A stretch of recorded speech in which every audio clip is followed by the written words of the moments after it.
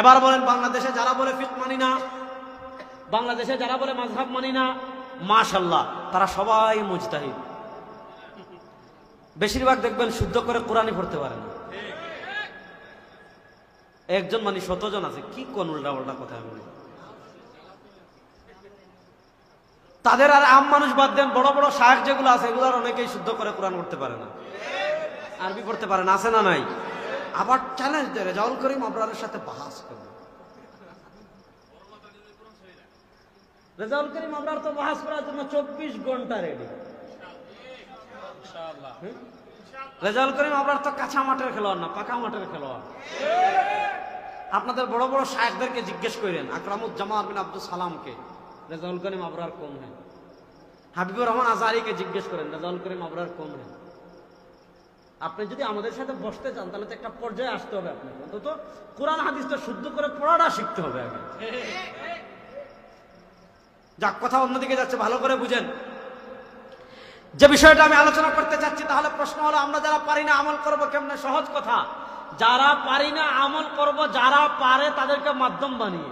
এই যে আমরা যারা পারি না, যারা পারে তাদেরকে মাধ্যম বানালাম, ওই মাধ্যমটাকে আরবিতে বলে মাযহাব। ওই মাধ্যমটাকে আরবিতে বলে কি? কথাটা দেখেন, আমি আরেকজন ইমামের রেফারেন্স দেই, সৌদি আরবের আরেকজন আলেম ছিলেন শেখ সালেহ আল উসাইমিন রাহিমাহুল্লাহ, নাম শুনছেন?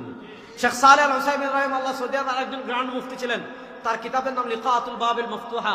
সেখানে তিনি বলেছেন, ওয়ালা শাক্কা আন্না মিনান নাসি, মনোযোগ দিয়ে আবার একটা বুঝেন, ওয়ালা শাক্কা আন্না মিনান নাসি মিন আহাদি সাহাবাতি রাদিয়াল্লাহু তাআলা আনহু ইলা আহদিনা হাদা মান লা ইস্তাতিউল উসুল بنفسه لجهله وقصوره ووظيفة هذا أن يسأل أهل العلم وسؤال أهل العلم يستلزم الأخذ بما قالوا والأخذ بما قالوا هو التقليد। তাকলিদ এবং মাযহাবের সংজ্ঞা দিতে গিয়ে শেখ সালেহ আল উসাইমিন রাহিমাহুল্লাহ বলেন, ওয়ালা শাক্কা, এত কোনো সন্দেহ নাই, আন্না মিনান নাস মিন আহাদিস সাহাবা, সাহাবায়ে কেরাম রিদওয়ানুল্লাহি আলাইহিমের যুগ থেকে শুরু করে মিন আহদিনা হাযা, আমাদের যুগ পর্যন্ত কিছু মানুষ এমন আছে, সাহাবায়ে কেরাম রিদওয়ানুল্লাহি আলাইহিমের যুগ থেকে শুরু করে আমাদের যুগ পর্যন্ত কিছু মানুষ এমন আছে, মাল্লা ইস্তাতিউল উসুল বিনাফসিহি লিজাহলি ওয়া কুসুরিহি, যারা কোরআন সুন্নাহর গভীর জ্ঞান জানা না থাকার কারণে, যারা মুজতাহিদ না হওয়ার কারণে নিজে নিজে গবেষণা করে সব মাসালা বের করতে পারে না।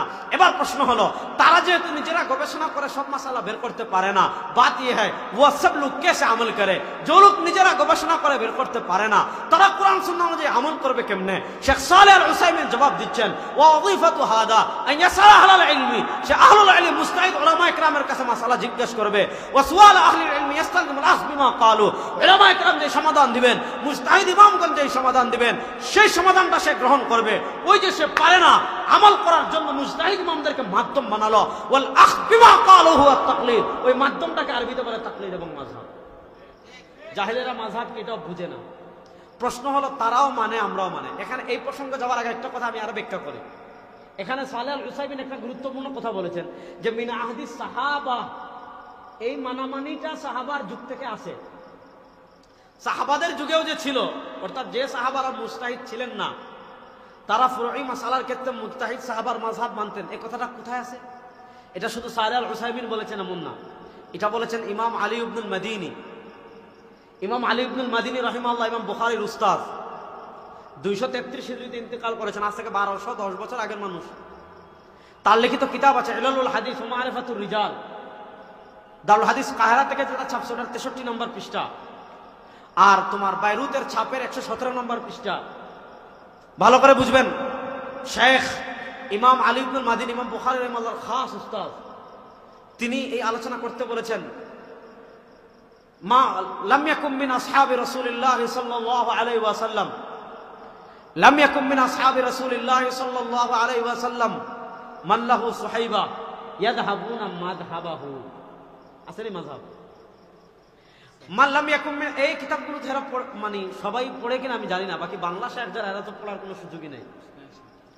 লাম ইয়াকুম মিন আসহাবি রাসূলিল্লাহ সাল্লাল্লাহু আলাইহি ওয়াসাল্লাম মান লাহু সুহাইবা, নবী করিম সাল্লাল্লাহু আলাইহি ওয়াসাল্লামের সুহবতপ্রাপ্ত সাহাবায়ে কেরাম যারা ছিলেন, ইয়াযহাবুনা মাযহাবাহু, যারা মাযহাব মানতেন, ইয়াযহাবুনা মাযহাবাহু, সাহাবায়ে কেরাম মাযহাব মানতেন, ওয়া ইয়াসলুকুনা তারিকাতাহু, পথে চলতেন, কাদের ইল্লা সালাসা, সব সাহাবা 3 জন সাহাবার মাযহাব মানতেন, আব্দুল্লাহ ইবনে মাসউদ ও আব্দুল্লাহ ইবনে আব্বাসিন ওয়া যায়েদ ইবনে সাবিতিন, তিনজন বড় সাহাবী তিনটা শহরে থাকতেন। হযরত ইবনে আব্বাস থাকতেন মক্কায়, মক্কাবাসী তার মাযহাব মানত। হযরত যায়েদ ইবনে সাবিত থাকতেন মদিনায়, মদিনাবাসী তার মাযহাব মানত। হযরত আব্দুল্লাহ ইবনে মাসউদ থাকতেন ইরাকে, ইরাকবাসী তার মাযহাব মানত। মুআয ইবনে জাবাল থাকতেন ইয়ামানে, ইয়ামানবাসী তার মাযহাব মানত। এই চারটা শহরের বড় চারজন সাহাবী থেকে আসছে চারটা মাযহাব। সুবহানাল্লাহ বলেন। এই ইতিহাস আমার না ইমাম বুখারীর উস্তাদের? ইমাম বুখারীর উস্তাদের। এবার বুঝেন, এবার পয়েন্টটা বুঝেন। আমরা যে মাসালাটা পারবো না, গবেষণা করে বের করার যোগ্যতা আমাদের নেই। যদি বলেন না আমি পারবো, ওতে তো বহু ভালো কথা ভাই।